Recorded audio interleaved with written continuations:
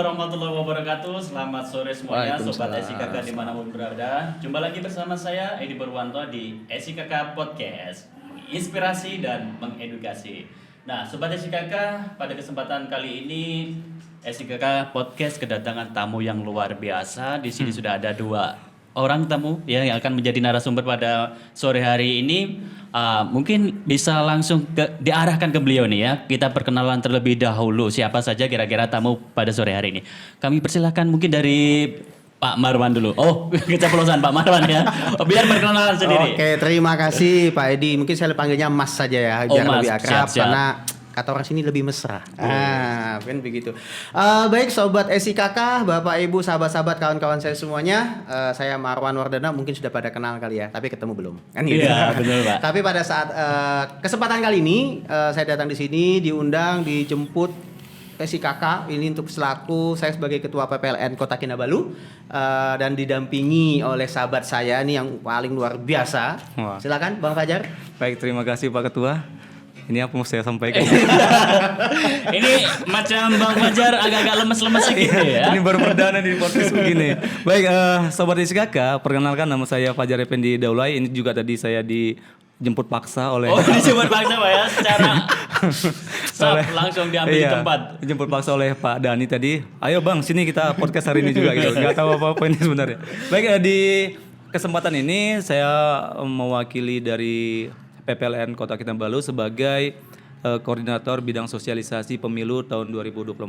Mungkin begitu, Pak Edi? Oke, jadi ini narasumber kita pada sore hari ini, Sobat SIKK, beliau adalah orang-orang yang berkecimpung begitu ya, yang menceburi kalau orang sini bilang, menceburi di PPLN nanti ya. Karena betul.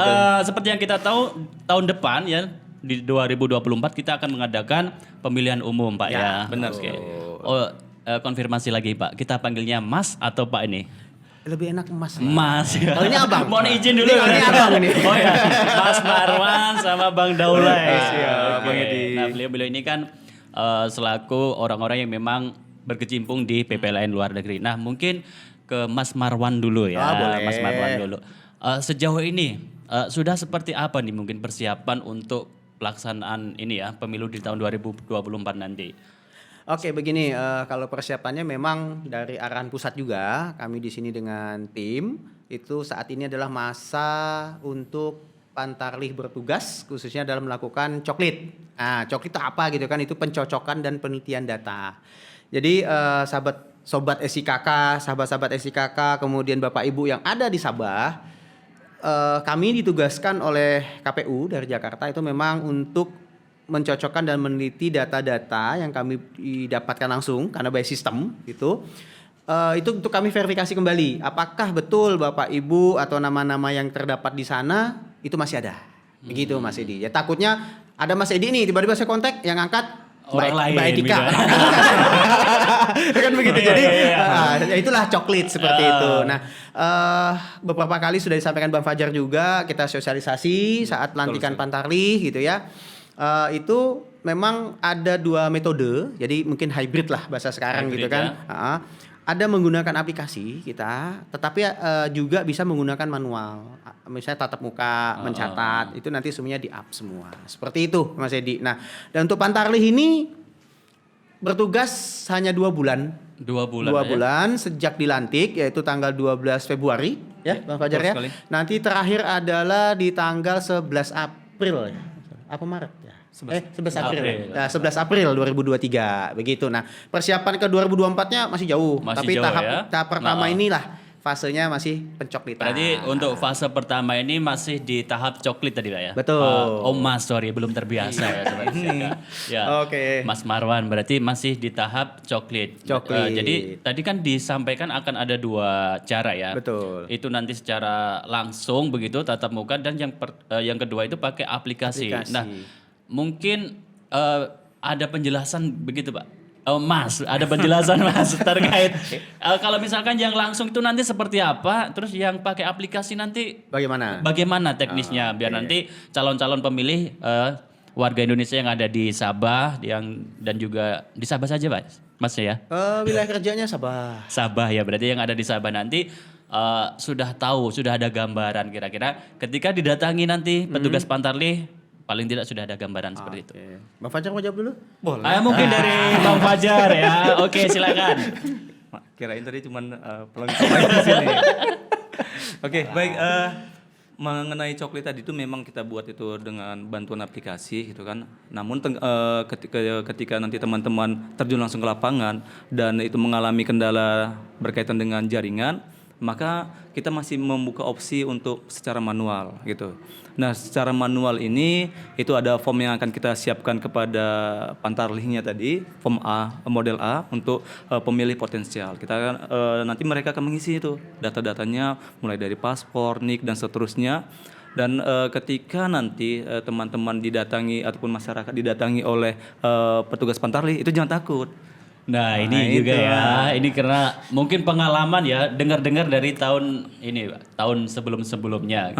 Banyak masyarakat Indonesia yang ada di Sabah ini ketika ada petugas Pantarlih yang mungkin disangkanya rahasia dan lain sebagainya. Jadi rumah-rumah pada ditutup. Iya. Rumah-rumah ditutup, beliau-beliaunya kabur. Nah, mungkin disampaikan juga Bang Daule ya bahwa di petugas Pantarlih ini ada tugasnya nanti untuk ya bagian itu tadi verifikasi data khususnya untuk calon pemilih ya. Iya, betul sekali. Nah, jadi ketika nanti petugas Pantarlih datang itu warga negara Indonesia yang ada di Sabah ini nggak perlu khawatir karena tidak ada konsekuensi hukumnya, Pak ya. Tidak ada konsekuensi hukum terkait dengan data saya nggak punya nih gitu. Saya nggak punya paspor, saya nggak punya KTP, saya nggak punya SPLP dan seterusnya gitu. Jadi itu nggak ada masalah. Justru adanya Pantarlih ini mendata warga negara Indonesia yang ada di Sabah ini berkah bagi mereka. Kenapa berkah? Bisa saja ada kebijakan dari KJRI untuk mempermudah mereka mendapatkan dokumen. Nah, ini jadi para warga itu nggak perlu khawatir ya kan, Pak? Nggak perlu khawatir gitu. Kalau saya katakan ini berkah didatangi gitu. Berkah ya. Dan Jumat barokah. Dan kalau misalkan didatangi nanti jangan takut ya, nggak perlu kabur. Bahkan harus disambut nggak ya? Betul sekali. Harus disambut. Nah, sobat jangan SIKK. disambit. Nah, itu. Betul. Kalau Sama ini juga lagi. Mas. Jadi Oke, Pak, gimana? Bang Fajar tadi, betul ya kan. Saya juga mohon bantuan sahabat-sahabat nanti kalaulah misalnya ragu sama Pantarlihnya apa betul tidak gitu ya. Nanti Pantarlih itu akan dilengkapi dengan ID card. Itu bentuknya juga digital. Tapi ada juga beberapa petugas ini lebih kreatif dicetak gitu ya. Nah, itu ada barcode-nya. Sahabat-sahabat boleh men-scan barcode-nya. Apabila data yang di dalam barcode itu sama dengan yang dipakai, nah berarti itu benar. Iya, asli, Pak, asli. Ya? Asli, jangan usah khawatir. Jadi jangan khawatir. Nah, dan mereka semuanya data yang di-input, diambil ya, itu saya jamin rahasianya terjaga, tidak akan kita sebarluaskan, memang hanya untuk kami selaku PPLN yang ada di Kota Kinabalu, dan itu kami laporkan juga ke pemerintah Republik Indonesia. Nah, betul juga kata Bang Fajar bilang tadi kan berkah. Nanti pun kami dari data itu akan koordinasi dengan KJRI menyampaikan kondisi warga yang ada di Sabah. Mungkinkah ada program dari KJRI untuk mendorong mereka mendapatkan dokumen Pak ya. Begitu. Sekalian ngecek Pak ya. Iya. Pendataan Satu lagi juga. nih, Pak. Kalau masih ragu juga ada hotline. Oh iya, itu dia. Ini dia silakan hotline untuk PPLN luar negeri di Sabah. Mungkin sudah disiapkan oleh Mas Marwan atau Bang Daule untuk hotline-nya nanti. Jadi bagi sobat SIKK warga Indonesia yang ada di Sabah, mungkin ada keraguan ketika nanti ada petugas Pantarlih datang ke rumah dan lain sebagainya supaya lebih lebih pasti begitu. Nanti kalau misalkan ada keraguan silakan bisa menghubungi di hotline PPLN. Iya, betul Kota sekali. Kinabalu. Ada di deskripsi nanti. Ya, nanti ada di deskripsi di ini ya, di YouTube-nya ya. Aman berarti Pak ya. Sama ini di ID card-nya itu juga tertera nomor hotline-nya. Iya. Oh, ada juga di benar Jadi sekali. betul. Kan dia mau dicetak, mau digital, mau apapun, semua lini kita gunakan nih. Dicek saja. Kalau ragu telepon. Insya Allah hotline-nya 24 jam. 24 jam 24 ya. jam. Aktif, Cuman tapi belum tentu diangkat. ya, kalau Bapak Ibu jam 11-12 malam, kami pun jadi betul ya nih. Kan wajar-wajar juga. Wajar Jam 12 juga. habis kerja pasti penat-penat juga. Betul. Tapi intinya petugas-petugas Pantarlih yang kami tugaskan itu semuanya resmi, memang sudah terpilih dan ada surat tugasnya nanti akan kami sebarkan juga kepada yang bekerja, misalnya ada di ladang kah, kebun kah atau majikan-majikannya, kami juga akan bersurat. Nah, dan di sini kami juga menyampaikan bahwa mungkin nanti tanggal 28 Februari insya Allah kami akan ketemu dengan jabatan Ketua Menteri untuk menyampaikan bahwa ada kegiatan PPLN ini dan kegiatan Pantarlih sampai dengan pemilu nantinya. Berarti istilah kata tuh izin dulu Pak ya. Iya, Pemberitahuan dulu. betul Karena kita sekali. memang berada di negeri orang ya, jadi Iya. harus permisi terlebih dahulu. Betul. Nanti mungkin ke depan setelah JKM kita juga ke IPD untuk membantu kelancaran kegiatan kita lah seperti itu. Jadi nanti mungkin dari pihak PPLN yang akan pemerintahan Sabah ada yang ini Pak. Maksudnya ada yang pemberian izin saja ya, Betul. pemberian izin untuk pelaksanaan kegiatannya. Iya. Oke, nah Sobat SIKK, mungkin tadi ketika petugas Pantarlih itu datang ke rumah-rumah, nah ini kan tugasnya untuk cross check data Pak ya. Betul. Cross check data. Nah misalkan ketika cross check data berarti kan petugasnya nanti sudah ini ya, sudah membawa data mentah gitu istilah kata. Nah, ketika nanti misalkan nih pas datang secara langsung ke rumah WNI, ke rumah penduduk Indonesia yang ada di sini. Terus ada yang belum masuk di data misalkan Pak, tapi secara ini mungkin dia sudah masuk untuk bisa jadi calon pemilih nih. Gimana nih kalau seperti itu? Ada kasus seperti itu? Mau jawab? Boleh. Oh boleh Bang Iya, Daulay iya. lah, gantian kan? Iya, biar nampak gitu. Jadi baik gini Pak Edi. Jadi ada nih anggota keluarga yang belum terdata gitu ya. Misalkan. Nah, kemudian datang petugas Pantarlih untuk melihat nih, mengeceklah data dari orang tuanya. Ternyata anaknya sudah memenuhi syarat lah ya untuk melakukan pemilihan. Mungkin dia usianya sudah 17 tahun atau dia juga sudah menikah gitu. Atau sudah pernah menikah gitu kan. Nah mereka ini punya hak suara jadinya. Ternyata mereka belum terdata nih sebelumnya. Nah nanti petugas Pantarlih itu akan membuat masuk ke dalam form potensi Pemilih. ya potensial pemilih. Jadi nanti dicatat namanya, NIK-nya, paspornya, tanggal lahirnya, alamat dan selain lainnya itu sesuai dengan form yang sudah ada. Jadi nggak perlu khawatir juga gitu. Malah itu tadi berkah tadi ketika didatangi Nggak oleh perlu daftar, tapi, petugas Pantarlih. betul. Ada Itu dia. temuan ya, Betul. temuan baru. Jadi nggak perlu khawatir, nggak perlu takut gitu kan. Nggak perlu lari juga ketemu dengan Nah ini, petugas ini Pantarlih nih, gitu. ini yang Iya. dari pengalaman tahun-tahun sebelumnya Pak, dengar-dengar itu ketika didatangi Pantarlih itu banyak yang ketakutan. Iya. Ya mungkin disangkanya petugas apa. Ini gitu. mungkin butuh penegasan dari Pak Ketua nih. Tidak ada konsekuensi hukum ya Pak ya? Tidak ada. Justru malah yang tidak ada dokumen dengan Pantarlih ini laporkan saja, Mas. Jadi kami bisa yang tadi saya sampaikan itu akan kami catat, kami koordinasikan dengan KJRI. Mungkin kami akan mendorong KJRI untuk membuat program memberikan dokumen. Oh, berarti ini Pak ya aman. Misalkan Aman. nih ada satu warga misalkan ya. Beliau belum terdaftar, terus misalkan juga secara persyaratan untuk menjadi calon pemilih sudah sesuai Oke lah gitu. ya. Tapi di satu sisi beliau ini nggak ada dokumen sama sekali misalkan. Nah, bisa nggak tetap ikut untuk istilahnya nanti di pemilu tahun 2024 untuk tetap bisa ikut mencoblos atau Hak suaranya. hak suaranya bisa dapat gitu? Kalau untuk bisa atau tidak, saya belum bisa menjawab. Tetapi begini, kami juga akan menugaskan Pantarlih saat menemukan seperti itu, tidak apa-apa, didata saja. Didata terlebih terangan dahulu. semuanya, tadi seperti Bang Daulay sampaikan, ada formatnya dan di aplikasi juga sudah ada panduan mengisinya. Diisi semuanya, ini sebagai catatan, tim Pantarlih kan akan lapor ke PPLN. Nah, kami akan mencatat, kemudian kami akan minta ke pihak KJRI untuk segera membuat program memberikan dokumen. Nah, setelah memberikan dokumen, kan tercatat tuh. Kemungkinan dengan catatan yang bersangkutan sampai dengan tahun 2024 tetap akan stay atau berdomisili atau Tetap tinggal di di sini. Sabah, Pak. Ya, Sabah. itu kita bisa masukkan tuh sebagai hak suaranya. Hak suaranya Betul. masih bisa Masih bisa. didapatkan begitu. Iya, jadi kalau pada saat pertanyaan tadi kan kalau misalnya ada gimana nih saat di data saya belum punya apa-apa, nggak apa-apa, datanya kasih aja. Heeh. Nah, Berarti kalau misalkan ada kasus yang seperti itu Pak, yang perlu petugas Pantarlih data itu apa-apa saja? Kalau misalkan ada yang kasus seperti ini tadi. ya pasti nama lengkap, Nama. ya kan. Kalau paspor sama ini kan nggak banyak. Iya. Oh iya. Nggak punya kan berarti kan. Nggak punya. Sementara nama ya. Nah, nama sementara sama- nama, tanggal lahir, terus alamat tinggal.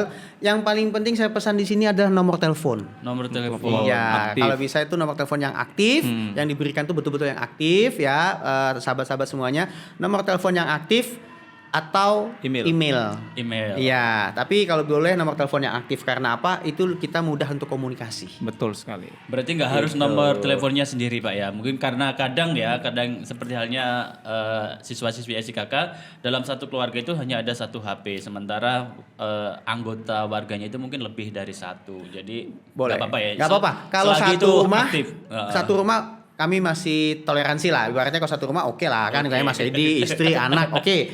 Tapi kalau misalnya sudah tetangga atau kolega, teman, saran kami mereka diarahkan untuk memiliki satu nomor. Satu Karena nomor saja ya. kalau satu rumah bapaknya yang didaftarkan, untuk istri, untuk anak, oke, karena masih satu rumah.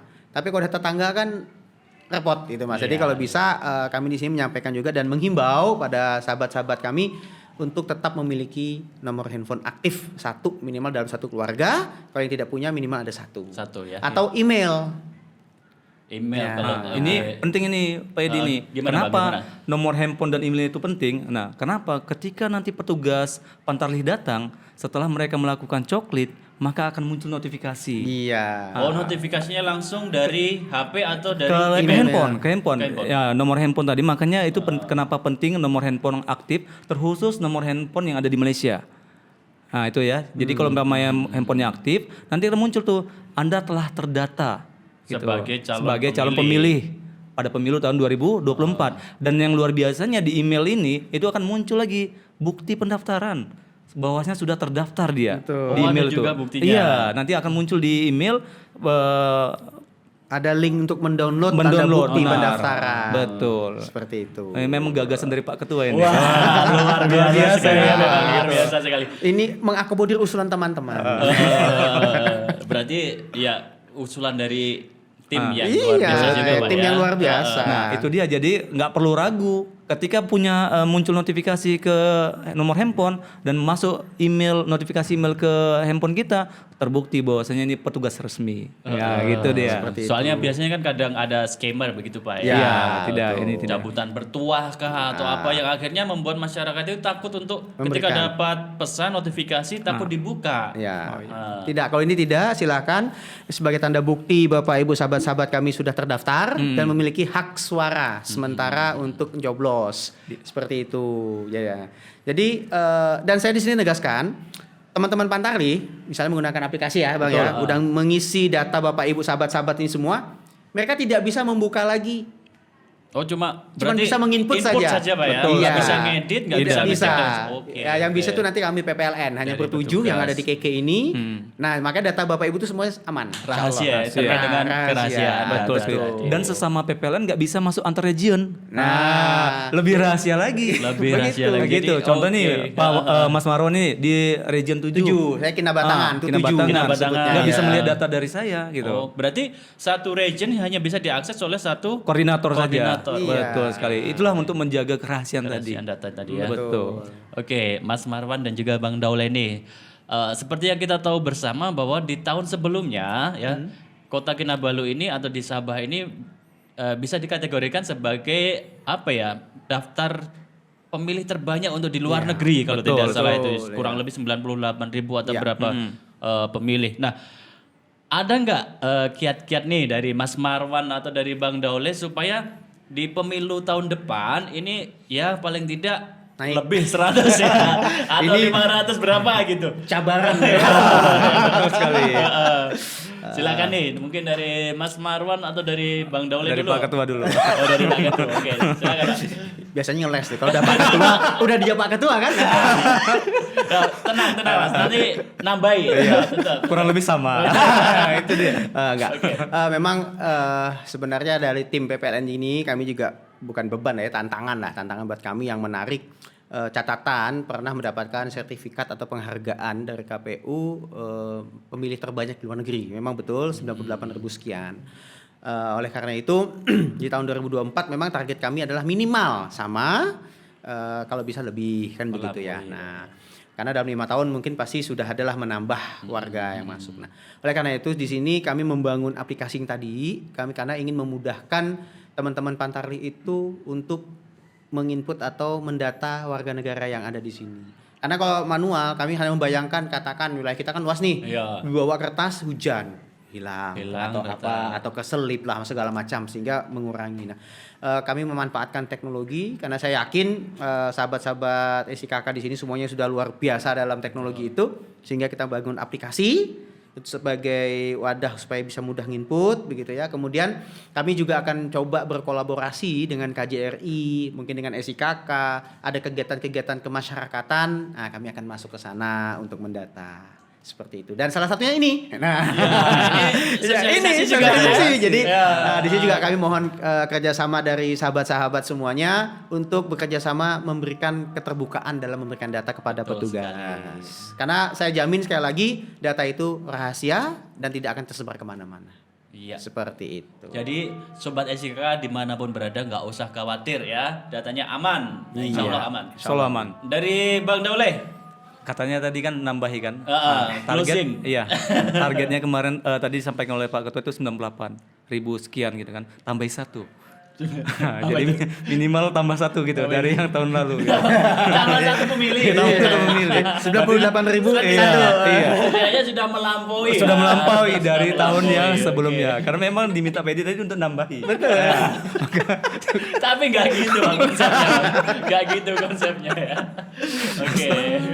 Nah, jadi untuk kiat kita mungkin pertama kita memperkuat kegiatan coklit ini dengan cara melakukan koordinasi yang lebih intens kepada teman-teman Pantarli. Karena apa? Untuk saat ini mereka lah ujung tombaknya gitu.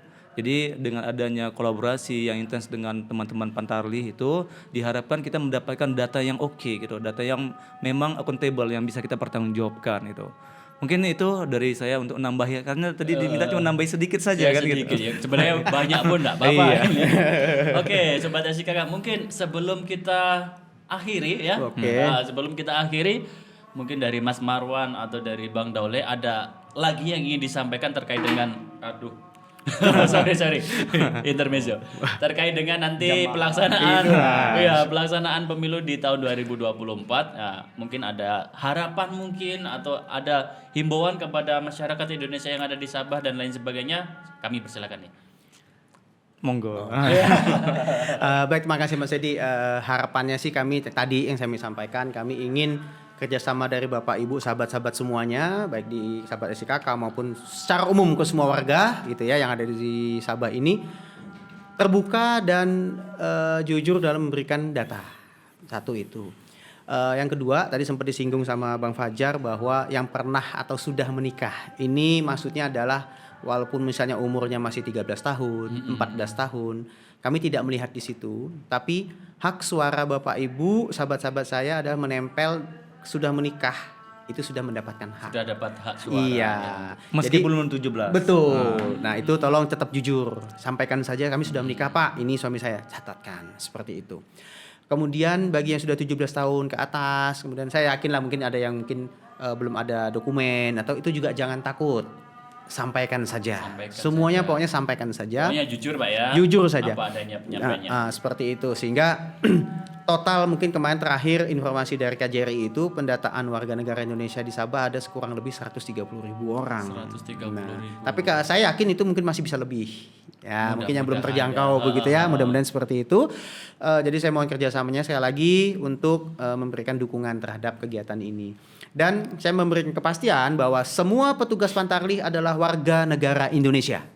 Nah, jadi Harus, sama-sama Pak, ya? Memang harus warga harus, negara Indonesia. Jadi tidak akan data ini sampai ke kerajaan Malaysia atau ke IPD atau tidak, tapi semuanya adalah masuk ke PPLN Indonesia dan KJRI. Nah, jadi Bapak Ibu data itu tetap saya yakin kerahasiaannya akan kita jaga baik-baik. Dan petugas itu semuanya Indonesia.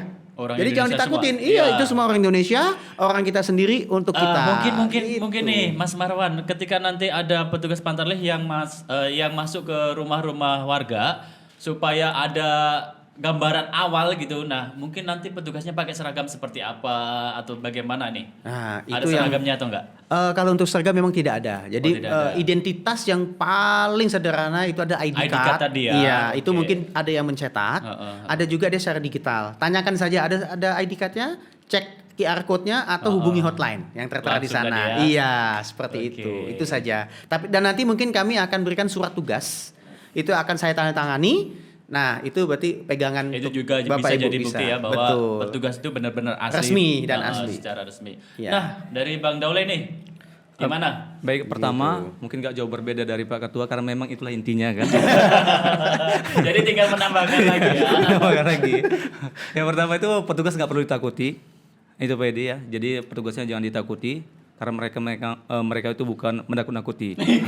Mereka mendata warga negara Indonesia yang ada di Sabah ini untuk kepentingan negara kita juga. Itu yang pertama. Yang kedua, terbuka dengan data. Karena apa? Ketika dengan adanya kejujuran tadi, maka hak suara Bapak Ibu ataupun seluruh warga negara Indonesia ini bisa kita akomodir. Yang selanjutnya itu masalah kerahasiaan data. Insya Allah kita jamin kerahasiaan datanya, data calon pemilih tadi itu nggak akan kita bawa keluar gitu. Jadi kerahasiaannya itu kita jamin. Kemudian yang selanjutnya itu adalah jangan pernah berpikir untuk golput untuk kedepannya di 2024. Ini yang penting nih. Betul sekali golput itu nggak keren. Nggak gitu. keren ya, Nggak udah keren sama nggak sekali. zamannya Bang ya. Nggak zamannya Golput itu. lagi. Kita harus gitu. memanfaatkan hak suara kita Betul untuk sekali. masa depan negara. Ya, itu negara Indonesia bukan negara Iya, negara sekarang. Indonesia tentunya. Betul sekali. Betul. Jadi itu mungkin nambahi dari atau Melengkapi. Melengkapi, dari ya. Pak Ketua ini. Itulah saya bawa Bang Fajar kan. Bawa narasumber yang tepat Mas Marwan ya. Oke, baik Sobat SIKK dimanapun berada, demikian tadi bincang-bincang kita dengan petugas PPLN luar negeri ya yang khususnya di Kota Kinabalu bersama Mas Marwan dan juga Bang Daule. Boleh kita beri aplaus ya. Terima kasih Mas Marwan dan juga Bang Daule. Sama-sama nih Mas Edi, waktunya diundang kami ke sini. Betul sekali. Karena beliau-beliau pasti sangat sibuk ya, sudah menyempatkan untuk bisa hadir di sini itu luar biasa sekali. Sekali lagi terima kasih Terima Mas kasih. Marwan dan juga Bang Daule sudah memberikan informasi sedikit ya mungkin terkait dengan PPLN nanti. Dan kami juga menghimbau kepada warga negara Indonesia yang ada di Sabah supaya mari bersama-sama kita sukseskan pemilu di tahun 2024. Baik, jumpa lagi bersama SKK Podcast di episode berikutnya. Wassalamualaikum warahmatullahi wabarakatuh. Waalaikumsalam Terima kasih sekali lagi. warahmatullahi wabarakatuh. Terima kasih.